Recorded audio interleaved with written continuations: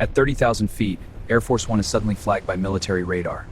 An unidentified object is approaching rapidly, turning a routine presidential flight into a potential national security crisis. The aircraft is mid-route over restricted airspace. Ground control tracks its exact position, while an incoming signal moves closer, raising immediate concerns about a targeted airborne attack. Military systems identify a possible hostile trajectory. Warning indicators appear across multiple radar stations, confirming that the aircraft is no longer safe and immediate defensive action is required. Inside the cockpit, alarms activate simultaneously. The crew follows emergency protocols, coordinating with command centers while preparing for rapid evasive maneuvers under extreme pressure. Escort fighter jets are redirected instantly, forming a defensive perimeter. Their objective is to intercept any approaching threat before it reaches the presidential aircraft. Defensive systems activate automatically. Countermeasures attempt to disrupt targeting systems, buying crucial seconds while the aircraft adjusts altitude and direction to reduce vulnerability. In a worst-case scenario, the aircraft may suffer partial damage. Structural systems are immediately assessed, and the crew begins stabilizing the aircraft while emergency communication channels remain fully active. Secure communication links connect the aircraft directly to military command. Leadership coordination begins instantly, ensuring that national decision-making continues without interruption, even during airborne crisis conditions. Continuity protocols are activated immediately. These systems ensure that even if the worst occurs, the structure of national command remains intact and operational at all times. The priority shifts to survival and control. The aircraft is directed toward the nearest secure landing zone, where emergency teams prepare for a high-risk arrival under maximum protection. Escort fighters move aggressively to intercept the incoming threat, positioning between it and Air Force One while command authorizes defensive engagement, prioritizing distance, time, and protection of the presidential aircraft. An intercept solution forms in seconds.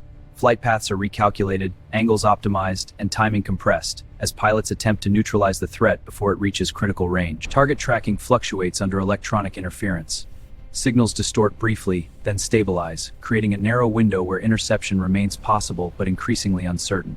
Inside the cockpit, the crew initiates evasive procedures, altering altitude and heading while maintaining control, balancing aircraft stability with rapid maneuvering to reduce exposure to any incoming strike. Critical systems are monitored continuously. Engineers track engine performance, control surfaces, and pressure integrity, ensuring the aircraft can withstand stress while executing defensive maneuvers. A nearby detonation or near miss sends shockwaves across the aircraft, causing temporary instability, but onboard systems absorb the impact, allowing the crew to retain partial control. Maximum emergency protocol is declared. All onboard personnel move to secure positions, and communication channels shift to highest priority, ensuring uninterrupted coordination with military command. A secure communication network remains active, linking Air Force One with strategic command centers, enabling real-time decisions that guide both defensive actions and immediate response planning. Continuity of government systems are fully engaged, ensuring leadership authority remains uninterrupted, regardless of the aircraft's condition or the severity of the unfolding airborne crisis. With the situation stabilized but still dangerous, the aircraft begins a controlled descent toward a secure landing zone, where emergency teams stand ready to receive and protect everyone on board. Air Force One begins a controlled emergency descent. Escort jets tighten formation, while ground command clears airspace below, ensuring no civilian aircraft interfere during the high-risk approach. Multiple landing options are calculated instantly. Military planners compare distance, runway length, and security readiness, selecting the safest possible location within minutes of the unfolding crisis. Altitude continues decreasing steadily. Warning systems fluctuate but remain manageable, giving the crew a narrow window to maintain control while approaching the designated emergency landing zone. On the ground, security forces seal the entire perimeter. Emergency teams deploy across the runway, preparing for impact scenarios while ensuring immediate response if the landing fails. The landing sequence begins. Systems deploy step by step, including landing gear and braking systems, each functioning under pressure to ensure the aircraft touches down safely. The aircraft makes contact with the runway. Friction creates sparks as braking systems engage, slowing the massive jet while every second determines whether the landing remains controlled. Within seconds of landing, security teams surround the aircraft. The perimeter is locked down, and no unauthorized movement is allowed near the presidential transport. Evacuation protocols activate immediately. Secure routes are established from the aircraft to armored transport, ensuring the president is moved quickly and safely away from potential threats. The heavily protected motorcade forms within moments. Vehicles move in synchronized formation, transporting the president toward a secure location while maintaining maximum defensive readiness. As the situation unfolds, global military networks activate. Allies and defense systems worldwide shift to high alert, recognizing the potential implications of an attack on Air Force One. In Washington, the Pentagon moves to heightened alert. Senior officials gather instantly, activating crisis management protocols while intelligence teams begin analyzing the origin and intent behind the airborne attack. Across the world, allied nations receive immediate notifications. Defense systems shift to elevated readiness, ensuring rapid response capability in case the incident signals a larger coordinated threat. Satellite systems begin scanning the surrounding region, tracking potential launch sources. Advanced imaging attempts to reconstruct the event in real time, identifying any additional threats still active. Inside secure command rooms, analysts review incoming data.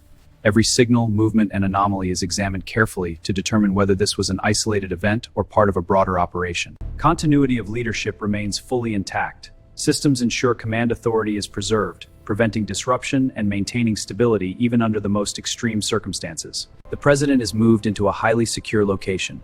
Layers of protection surround the facility, ensuring safety while decisions are made under strict security and controlled communication conditions. An immediate investigation begins. Intelligence agencies coordinate to trace the source, analyzing technical signatures and potential actors behind the attempted attack. A detailed timeline is reconstructed. From initial detection to emergency landing, every second is analyzed to understand how the situation unfolded and how similar threats can be prevented. Military forces remain on standby worldwide. Rapid response units prepare for deployment, ensuring readiness if escalation occurs following the attempted strike. The immediate crisis is contained, but the implications remain serious. What began as a single airborne threat now raises deeper questions about security, vulnerability, and global stability. Governments worldwide respond cautiously. Official statements emphasize stability, while behind closed doors, leaders assess risks, ensuring the situation does not escalate into a broader international crisis. Experts begin analyzing the incident. Attention shifts to layered defense systems, examining how multiple protections work together to prevent a worst-case scenario from becoming a national disaster. A reconstructed visual of the event reveals the narrow margins involved. Every movement, every response, and every system played a role in keeping the aircraft operational. Historical comparisons emerge. Past incidents are reviewed, highlighting how security protocols have evolved over time to handle increasingly complex and unpredictable threats. Time becomes the most critical factor. Analysts study the seconds between detection and response, understanding how rapid decision-making directly influenced the outcome of the entire situation. Inside secure facilities, the atmosphere remains tense. Even after stabilization, officials continue monitoring, aware that similar threats could emerge again without warning. A full system review is launched. Every protocol, response, and communication pathway is examined to identify weaknesses and reinforce future security measures. Improvements are proposed across multiple systems. Enhanced detection, faster coordination, and stronger defensive layers are prioritized to ensure even greater protection moving forward. Air Force One returns to the skies under reinforced protection. The mission continues, but the memory of what almost happened remains a constant reminder of hidden risk. The world moves forward, but the incident leaves a lasting impact. It proves that even the most protected systems are tested, and only precision and preparation can prevent disaster. Even the most protected aircraft in the world is not invulnerable. This incident reveals how quickly routine operations can transform into high-risk situations requiring immediate, coordinated, and precise response. Multiple layers of defense exist for a reason. From detection systems to escort fighters, every layer works together to reduce risk and increase the chances of survival. Moments like these unfold in seconds, but their consequences can last decades. The difference between disaster and survival often depends on timing, training, and system reliability. Beyond the aircraft itself, the system is designed to protect leadership continuity. Even in worst-case scenarios, command structures remain stable, ensuring national operations never collapse. Communication plays a critical role. Secure networks ensure that decisions are made instantly, connecting leaders, defense systems, and response teams across multiple locations. After the crisis, the skies may appear calm again. But behind that calm lies constant vigilance, where systems remain active and ready for threats that may appear without warning. Every incident becomes a lesson. Procedures are refined, systems improved, and strategies updated to ensure that future threats can be handled even more effectively. Security evolves over time. What worked today may not be enough tomorrow, driving continuous upgrades in technology, coordination, and response capabilities across all defense systems. From above, the world appears peaceful. Yet hidden beneath that surface are complex systems working constantly to prevent crises that most people will never see. What if Air Force One is shot down? Real emergency protocols activate instantly to detect threats. extensive government protocols with some global military reactions.